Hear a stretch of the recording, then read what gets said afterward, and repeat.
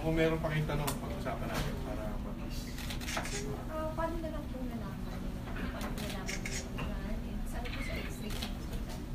O pwede po pabigyan po ng Hindi, pagpasa kasi sa task group, ang action team dyan kasi PIDEA. Sinaksyon na nila yung informasyon. Actually, dumating yan July 9, ano? July 9 po dumating. July 9 dumating. Hinintay na makarating yung magkiklaim o yung kukuha na itong mga to. Kasi ito minis-declare ito eh.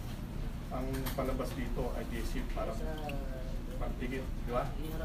Para sa construction, tinago yan.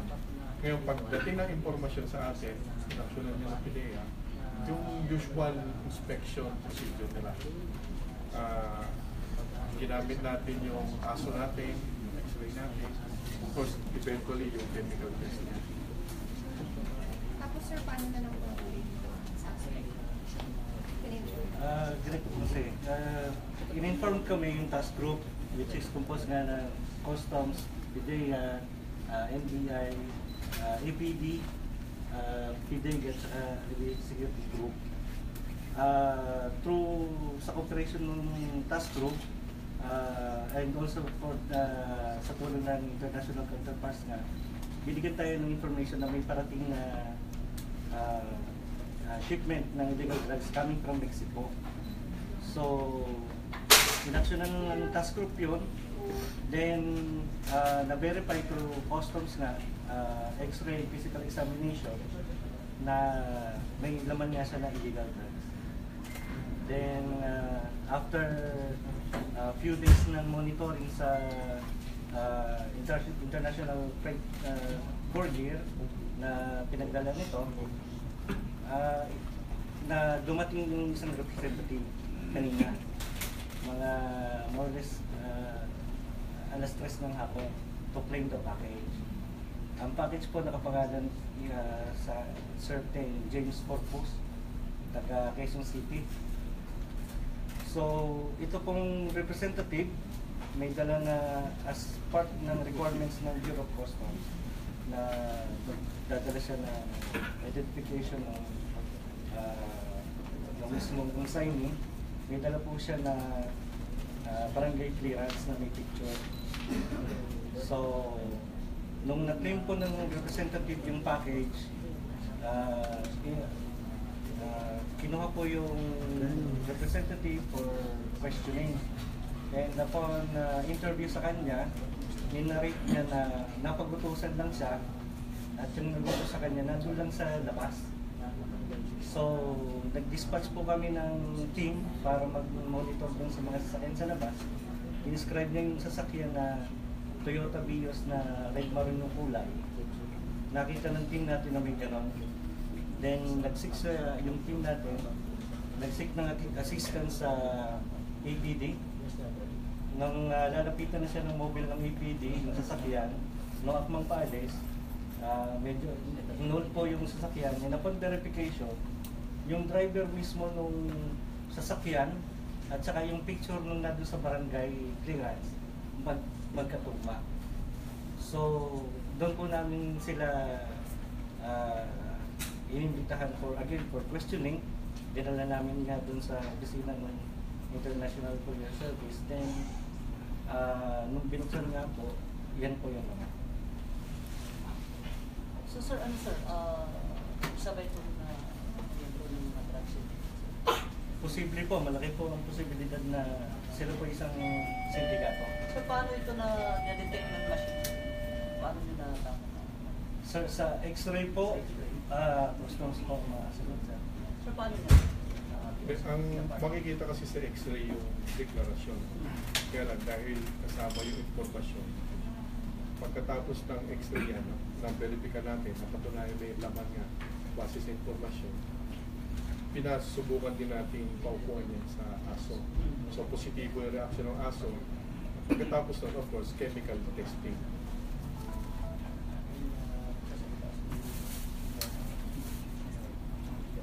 Sir, this is the first time ba na may ganito tayong hall na ganitong klase yung modus ng pagtatago ng drugs? Opo.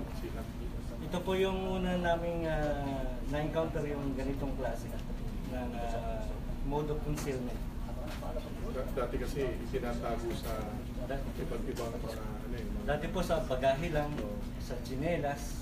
Pero ito po, first time namin nakita. Dati meron tayong parang coffee maker, gano'n, or electronic products. Ngayon lang yun. Kung mahigit, halos 2 kilo. Ang street value nito, More or less sir, mga 12 to 15 million po yan.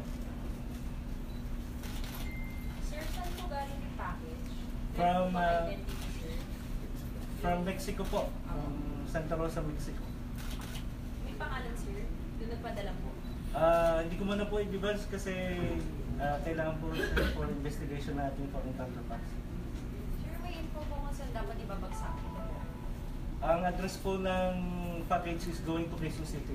Nakapangalan sa isang James Corpus. Pero sir, yung James Corpus, isa po sa pangkulit. Opo. Yung po nagpapakilalang James Corpus ay yung bata po. Siya po yung kamukha nung nasa barangay clearance. Siya po yun. Pero yun yung real name niya, sir. Hindi pa. Ano? So, Based po sa identification cards na nakuha namin sa kanya, hindi po James Corpus yung pangalan. Sir, ano naman yung kaugnayan ng babae siya? Yung naging bakit?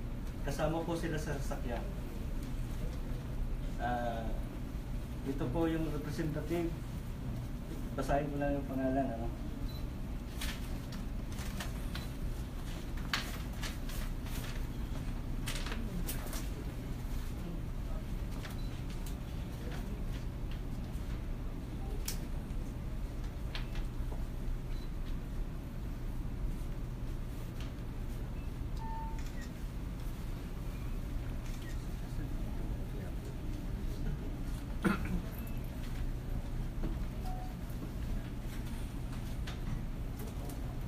Ito po representative, si he is a 43 years old, taga Quiapo, Maynila.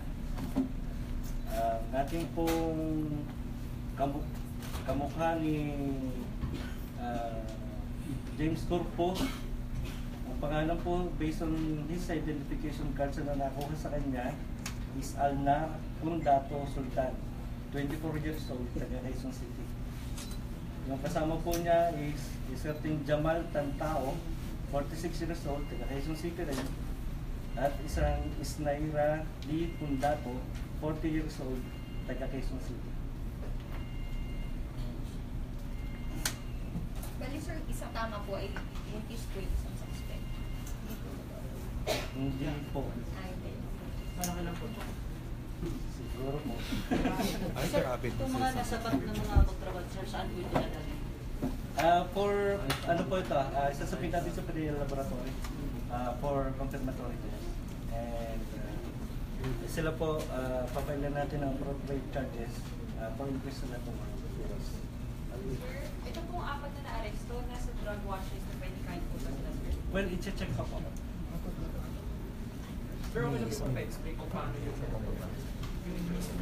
concealment. Yung Babae. patong-patong. Kapit sila, paano diba? nangyari? Babae yun siya. nakulat. Kulang. Huwag niyo ba? Simple lang, i-canister. Tapos, kasi sa tingin nyo, dapat ang laman yan, adhesive o construction na pandikit. Pero nasa loob niyan, yung kontrabando nga, droga, shabu, nasa loob. Kaya lang, hindi pa natin yan pwede matatamper yung ebidensya. Diba? So, nasa loob nito yung kung maamoy nga, amoy pandikit naman, kaya pwede kayo maligaw.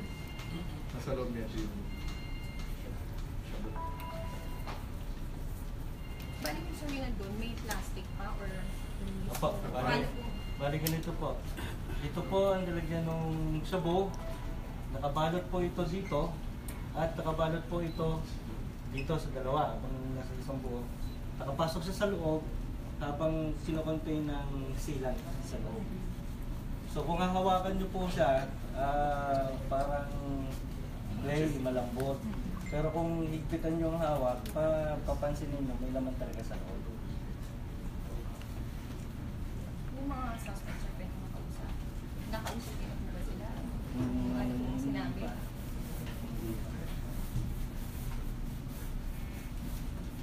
After na may laboratory yan, ano i-condemn?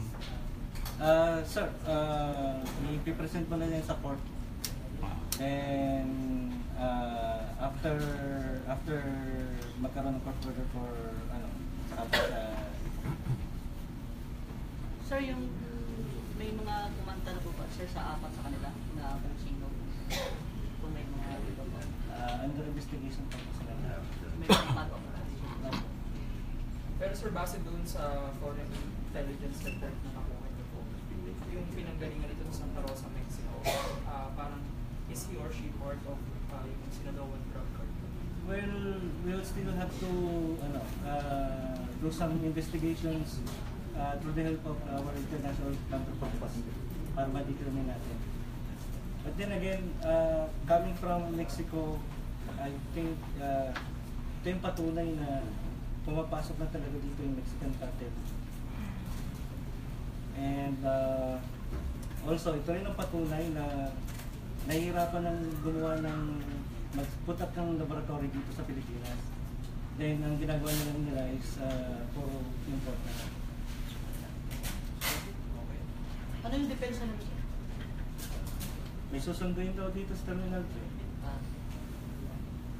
Sabi kasi nung tinanong namin bakit sila natin sa may DHL, may hintay daw sila kasi may susunduin sa Terminal 3. So, ito naman, inutusan lang siya. Sir, okay na po ba makausap kahit yung James Corpus? Kung makipag-usap po sa inyo, Nasa po si Yung James Corpus na ba? apo. So sir, magkakilala talaga sila apat.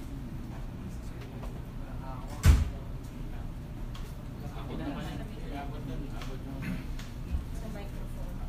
Ito James Si Corpus, James oh. Corpus. Nakaputi siya. Yung Hindi, itong naka-black na... May naka- Sir, sa inyo po ba to? Sa inyo to? Sa inyo to? Ano yung depensa niyo, sir? Yung nasa Sa inyo gitna. nakapangalan, sir, yung mga itong package na to. Alam niyo po ba yan, sir? Pag ilang beses niyo na ito ginawa? Ngayon na. Ayun lang. May nag-utos lang ba sa inyo na kunin yung package na yan? Ang mukha ko lang ginamit yan. Mukha mo lang ginamit. So may boss kayo. Meron nag-utos. Sinong nag-utos po? Ano yung pangako sa nila? Sa May inyo? pangako sa inyo, Pag magkano nakuha? yung magbibigay sa'yo pag nakuha may package? Hindi ko alam yung bakit. Hindi nyo alam na siya po yung laman niya. Hindi ko alam na may bakit.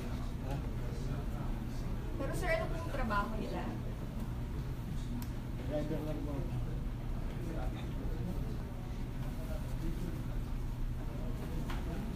Okay? Let's do fast. Sir, thank you very much. Salamat sa hindi. So, 25 to sir yung tawad. Insider na mga Pero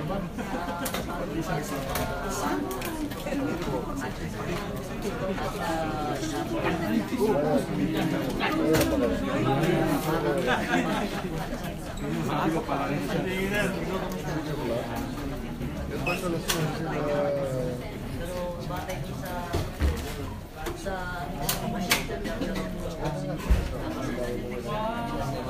May tripod ka rin pala mo. Batos mo ba sila? pangalawa, ay na Meron pa bukas ha.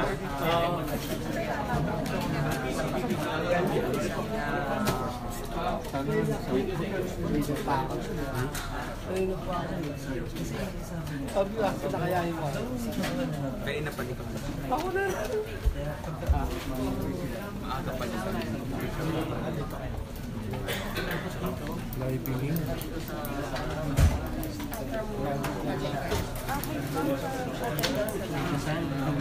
apat na individual, isa din. Tapos yung sinasabi ko, isang nakalagay lang sa Habang mukha ko. aray na kami mga apat.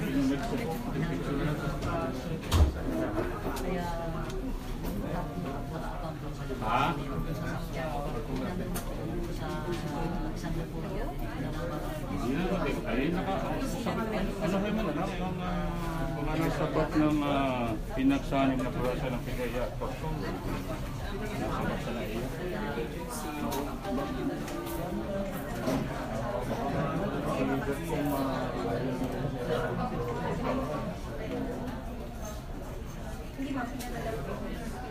Okay. Next. Nakata naka-Facebook live eh. Nasa PTV4 ah. Custom.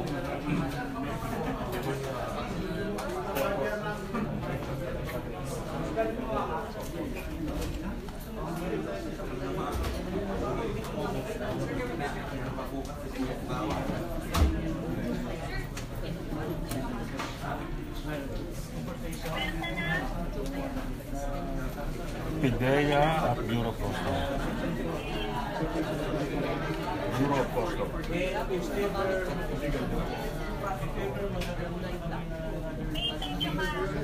Tatanungin mo lang, hindi ko na senyor.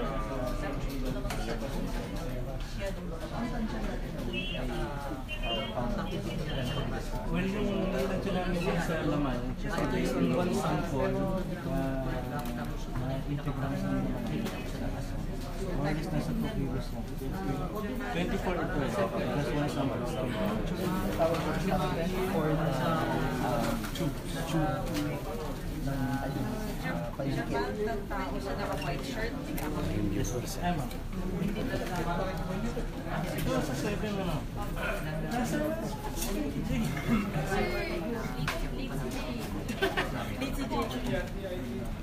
Sir, sino yung kasama mo? Sir, kayo po ba si Sir Jojo? Ako yung tumag sa inyo, sir, kanina. Sir, ano yung nakadeclare sa bill of sa airway bill? Ano nakadeclare? Sa declaration ng sa airway bill?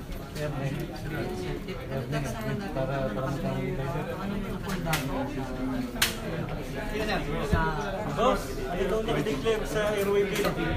Exact declaration natin ng sir. Ay, kunin ko na. Construction sila. Kunin ko na. Ano kasi? Tatanungin niyo sir, yung Kasi Sika Flex mismo. Sika Flex. Yung brand po ng Nadesi. ay, by the way,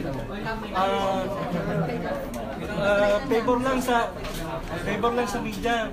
Kung alam niyo kung saan courier to galing, huwag nyo naman ipa-flash ha. Kasi yun ang arrangement namin sa DHL. Huwag nyo may mention. Kaya sabihin na DHL. Huwag nyo may mention.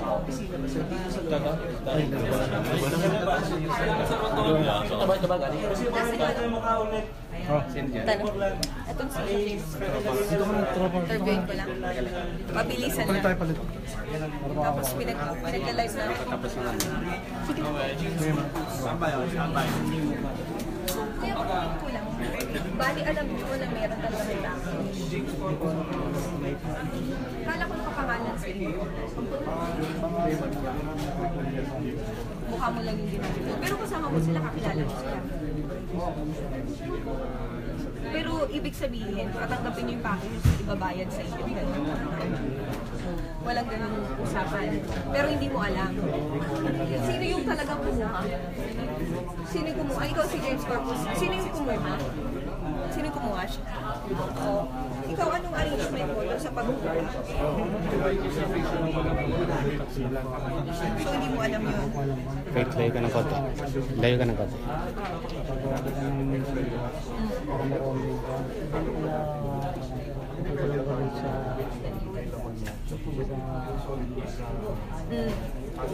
So ibig sabihin, meron lang talaga ng gusto yun. Yun yung mga nag-aantay sa gasolina.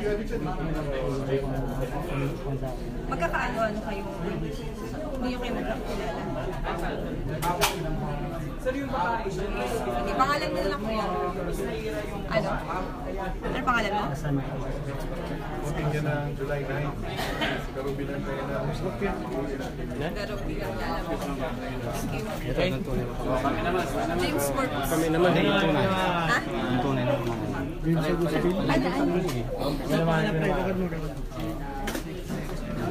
Sorry ako.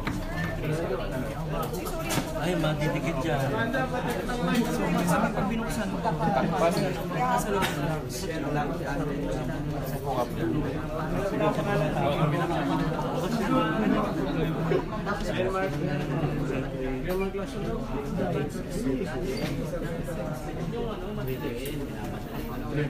Meron kasi naiyak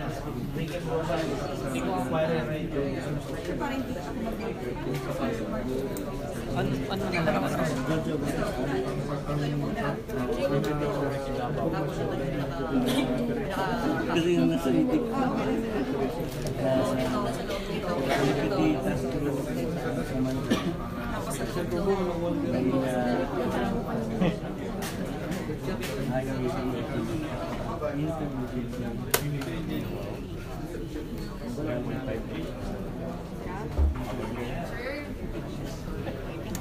Sir Jojo, baka pwede naman po kami makakita ka ng isa lang na picture. Wala ko natin. Hindi po natin pwedeng pakailaman kasi ebidensya po yan. Pag napicturean kayo na nabuksan, matatamper po yung ebidensya na siya.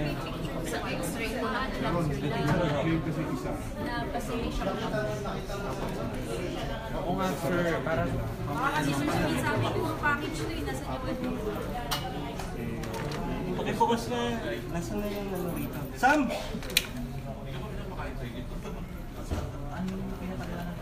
Sam! Nasaan yung ano? Hindi. Papakita ko na lang yung nag-briefing tayo. Galing ng Mexico, potential na minsan. So, sigurado tayo sir na Pumapasok. Oo, sigurado po ako. Kaya tuloy pa yan. Yan po, bukas po yan. Ngayon, kaya lang hindi mabuksan kasi matatapon. Eh, malo ang drama ngayon. Sayang. So, more or less sir, 12 million. 12 to 15. Depende po sa street value na Lumalabas talaga sa table. So, yung dos, almost po. Almost. More or less 2 kilos. Depende po. Kasi hindi po pare-parehas yung timin. Kasi pakapagpapag lang, after ng laboratory test, nasasam na drug. Sam! Sam! Sam! Hindi, habang merong building sa court, yan ay ebidensya. Open naman ano ko na nandito na, nakasave. sir, ito mga kapatid niyo sila sa Hindi pa po. Yun pa po. Yung nakasol, may motor yan. Tapos yung dalawa, yung tatlo. Check kami yung babae. Yung babae na Nagawa ang Umuwi na tayo. okay na. Salamat po. Nakawin mo si Martin. Yung detalye, di ako nasa pa rin ang Ganito ba? Kapag ko, masasabi ni Balto, wala na sa lugar para sa